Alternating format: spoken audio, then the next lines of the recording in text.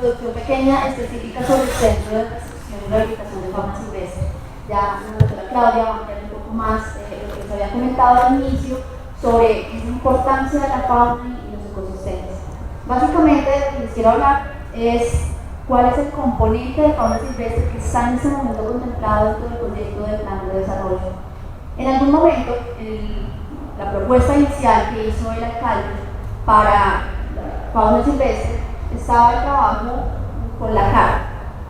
De alguna forma nosotros logramos, en el documento que trabajamos, que ya ustedes conocen, decirle o expresar que no era muy posible o que no era muy factible hacer ese tipo de alianza, sino que de alguna forma pues un poco por desconocimiento, porque la CAR no tiene dentro de sus funciones, son 31 funciones más o menos dadas por la ley 99/93, el manejo de fauna. Entonces quería hacer como esa aclaración y esa precisión dentro de los componentes de fauna silvestre que nosotros queremos hacer recomendaciones en el actual plan de desarrollo. Está la cultura de conciencia y respeto, la desestimulación definitivamente de la compra de especímenes, debilitar la cadena de tráfico, la capacitación de efectivos auxiliares, porque todavía está bastante débil ese eslabón, el refuerzo en operativos de inspección, vigilancia y control, y confianza y cooperación con la comunidad. Definitivamente todo esto se puede lograr. Ya sabemos que la Secretaría de Ambiente tiene un trabajo coordinado muy adelantado. Digamos que están trabajando mucho más fuerte este tema que el de domésticos y ya han hecho adelantos importantes e interesantes, pero aún así necesitamos reforzar esta implementación. Como les comentaba entonces, no es factible que el Centro de Recepción y Rehabilitación de Fauna y Flora Silvestre pasara a un manejo o a una actividad conjunta con la CAR, pero sí podría hacer alianzas, eso también se considera en algún momento, con dos sitios cercanos que tenemos, porque es que hay, está un poco el inconveniente que no siempre hay donde poder llevar las especies que son incautadas.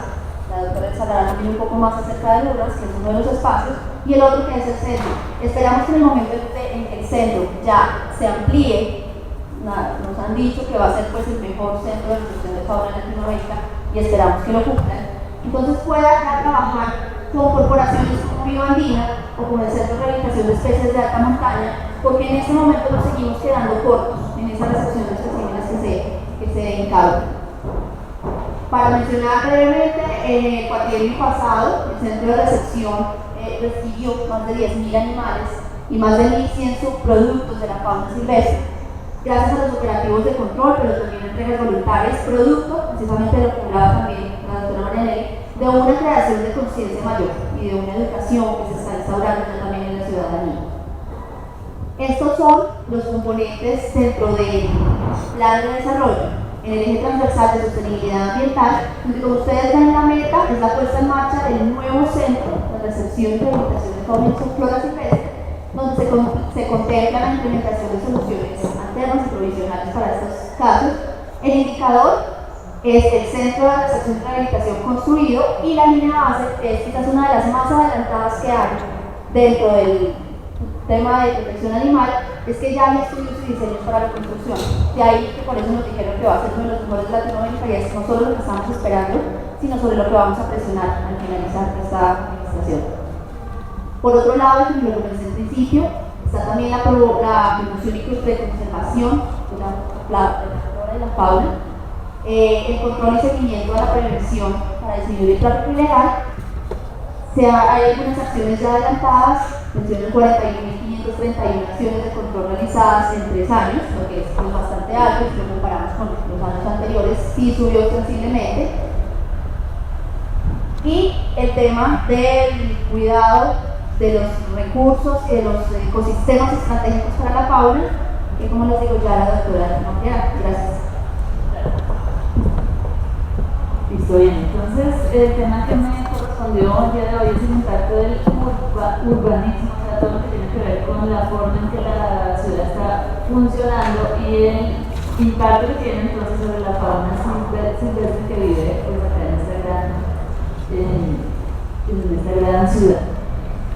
A pesar de que somos una ciudad tan grande que ha crecido de forma muy desordenada, que tenemos zonas donde realmente pues, no hay parques cerca, donde no hay árboles casi, tenemos una importante población de fauna silvestre.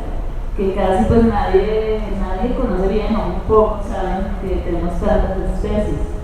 Entonces tenemos más de 200 especies de aves, eso es mucho. Tenemos halcones, búhos, aves de variadas especies, aves acuáticas, patos, bueno, muchas especies aquí en la ciudad. Y este es un dato viejo, o sea que hoy en día tal vez puede que se tengan más por el impacto que también tiene el cambio del clima. Y como todos saben, pues cada día hace más calor, entonces también lleva a que especies de zonas más bajas suban hasta acá, porque el clima, digamos, que ya es menos frío. Estas aves logran sobrevivir con todo lo que tenemos acá, todas las barreras físicas, ventanales para que se choquen, muros blancos para que se chocan, gente que les tira piedra, bueno, todo lo que podemos ver, gente que las coge para llevarlas luego a la venta, y aún todas esas cosas que tenemos acá, las aves logran subsistir.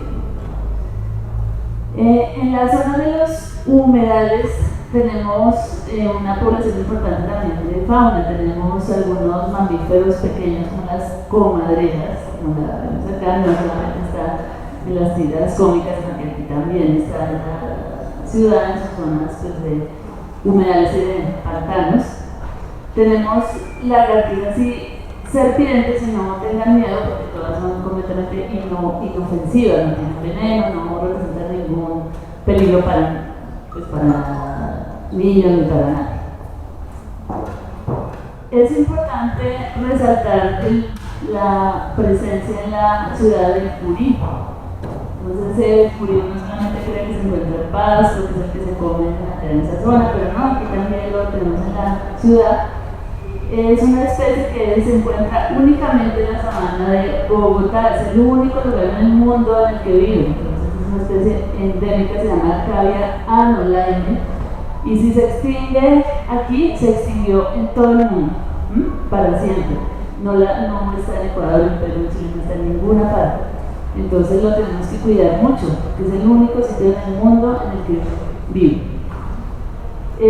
Y es importantísimo entonces iniciar medidas de conservación, y un sitio en el cual el curí vive, tal vez no sepan, algunos puede que sí, es en el separador que se encuentra localizado en la autopista norte contigua al humedal de Torca. Hace unos días salió a la luz que se van a empezar planes para la ampliación de la autopista norte, y eso tendría un impacto importantísimo sobre la supervivencia del curí. La población que vive en ese sector pues es grande, digamos que está en un buen estado de conservación, y si no se cuida pues puede que veamos desaparecer muy pronto. Entonces hay unas zonas que son importantísimas para la conservación de nuestra fauna.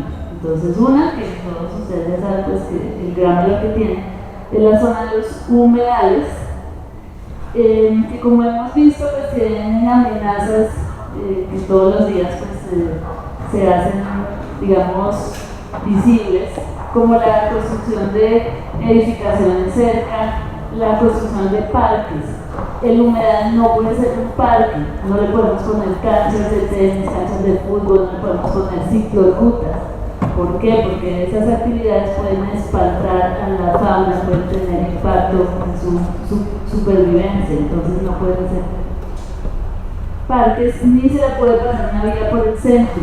Entonces hay algunas vías cuyos planes entonces están contemplando pasar por el centro de algunas importantes zonas de humedales en la ciudad. Nuevamente, entonces un humedal es un ecosistema natural que no debe tener vías de cemento pues, en la zona en la que se localice. No debe tener luces, si les colocamos las luces artificiales, entonces eso también puede tener un impacto sobre las aves nocturnas, puede que su ciclo de vida se trastoque, por eso que se le coloque luz, pues puede ser en alguna pequeña zona, digamos, de su periferia, pero no en el centro, porque entonces eso impactará la supervivencia de las aves. No se deben practicar deportes en sus aguas, entonces puede que alguien diga, no, pues chévere, poner botes, hacer remo, cosas así, pero no, porque ahí las aves también ponen sus nidos, tienen sus crías, entonces también pueden impactarlas negativamente. Si vamos a hacer visitas, pues bueno, chévere que no se toquen, pero es que la gente vaya y las mire, pero entonces tiene que ser poca gente, no vamos a entrar todos aquí juntos a la zona al mismo tiempo, entonces vamos por el ruido, por las pisadas, vamos también a tener un impacto sobre estos individuos de la fauna. También entonces tenemos que tener en cuenta que se debe controlar muy bien todas las actividades que pueden estar en contra de la conservación de los humedales. ¿Cuáles? Son zonas donde mucha gente bota cosas, escombros, basura, entonces eso se debe controlar muy bien porque eso lleva también a la contaminación del agua, que se pierden zonas de anidación para las aves. Las quemas también son muy graves, las construcciones que están al borde, entonces estas casas, la gente que vive aquí debe ser relocalizada urgentemente. ¿Por qué? Porque pues está casi al lado y también por su misma, digamos, su misma salud, pues no es una zona como apta para que viva. El pastoreo de ganado, que ya pues cada día se ve menos, pero todavía lo hay. La gente entonces, que vive acá en sus barrios, se les pone que pasen en el centro, entonces pues ya depositan ahí todas sus excretas y eso pues también tiene un impacto en la contaminación de los humedales. El abandono de perros y gatos, eso se ve muy fuerte en zonas como el humedal de la conejera, en el cual hay una población significativa de perros y no se sabe muy bien cuántos gatos hay, porque el gato, digamos, no es tan fácil de ver, entonces también es algo que se debe controlar muy bien. Y el vertimiento de contaminantes, que también se da por industrias que queden en sus zonas límite. En los cerros también son una zona importantísima para la conservación de la fauna. Entonces, vemos que cada día se construyen cotas más altas.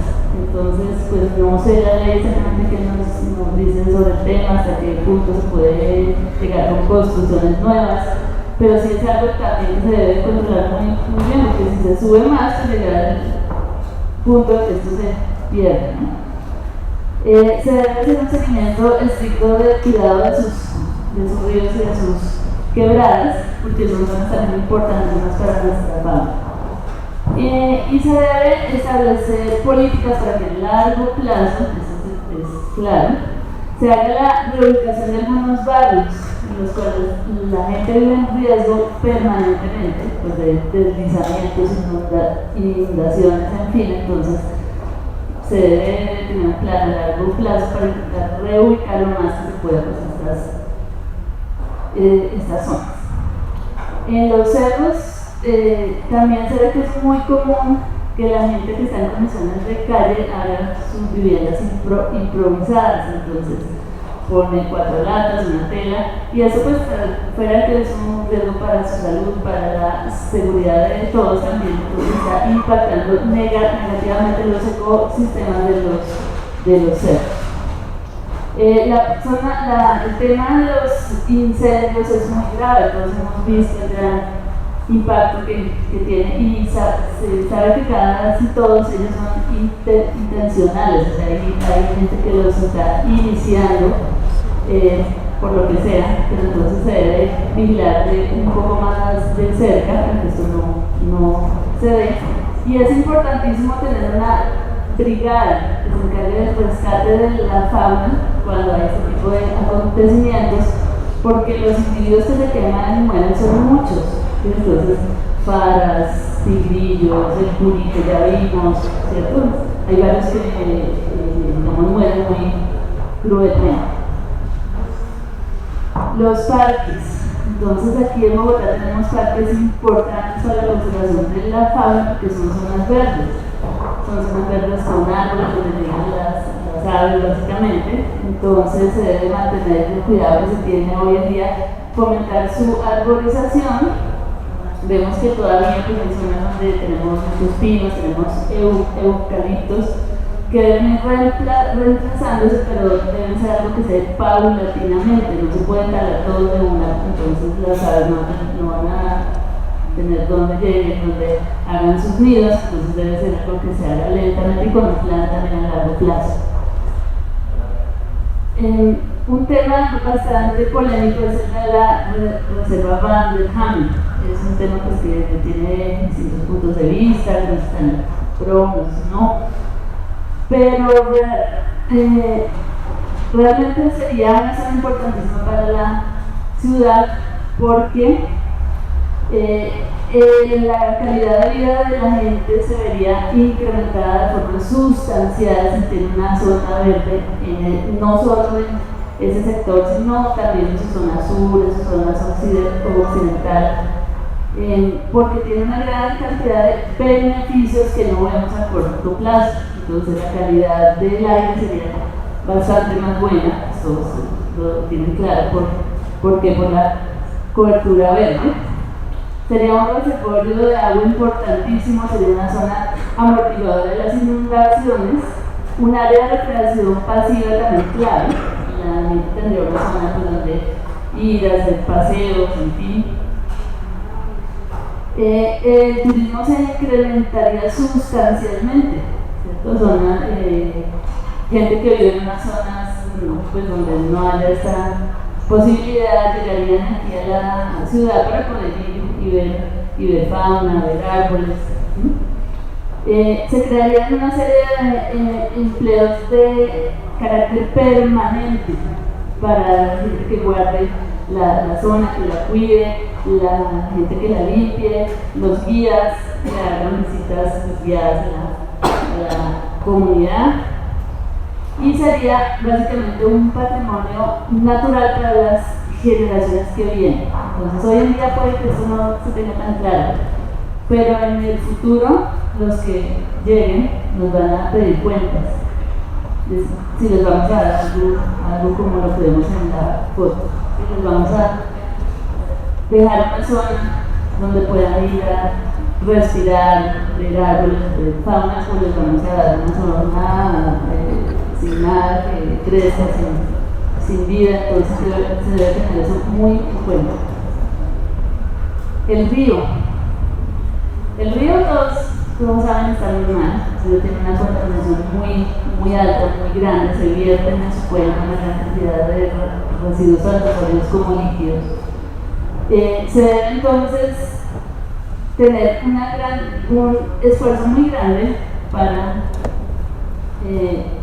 cuidar el río, también para que sea una zona de conservación y de recreación de forma también pasiva, que no se puede, digamos, dar un bote por el río y todo eso.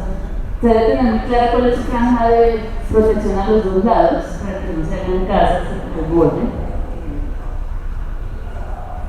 Reforestar todas estas zonas con especies que sean propias de la zona, que tengan portes altos, porte medio, y tener en cuenta también todas las actividades que van en contra de su conservación. Entonces hay gente que bota mugre, llantas, escombros, hace quemas, hace casas al lado, gente que deja ahí sus perros y sus gatos.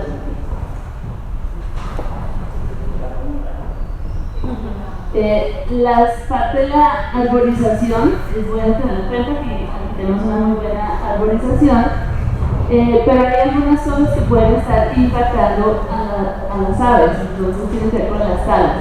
En las salas que están programadas se puede llevar a cabo el rescate de los nidos, ¿cierto? No es que se sabe como tiene que aquí pasa una vía o lo que sea, pero las que se dan con árboles que se caen, pues no hay tiempo, entonces muchas veces se talan, los nidos caen al suelo y las aves mueren. Entonces esto pues se debe intentar pues, que se haga siempre el rescate de los nidos, todo tipo de talas. Entonces, bueno, tenemos aquí más de las talas. El choque con los vidrios, hay técnicas muy simples como estos puntitos que ven aquí en el vidrio, eso sirve para que las aves no se choquen, son simples, no cuestan mucho. Unos hilos que se cuelguen verticalmente también son una importante barrera física, entonces son formas que se pueden tener en cuenta para minimizar los choques. Algunas formas indirectas de favorecer la conservación entonces son los llamados jardines verticales como que vemos acá, que realmente no cuestan mucho, son fáciles y pues son bastante amigables con la conservación. Y el tema del reciclaje, que es definitivamente importantísimo. Los cables también, estos cables que en muchos sitios son un peligro para las aves en realidad hay muchos que se paran y no les pasa nada. Con que la punta de un ala toque algún cable cerca, entonces lleva a que se dañe el transformador y la ave entonces se muera por electrocución. Entonces se debe intentar poner cables en el suelo, como en varias partes del mundo. El control de las palomas se puede llevar a cabo de las palomas de plaza, que se llaman columparilla, para que no se incremente tanto su población, pero que no se les haga daño en ese proceso. Listo. Gracias.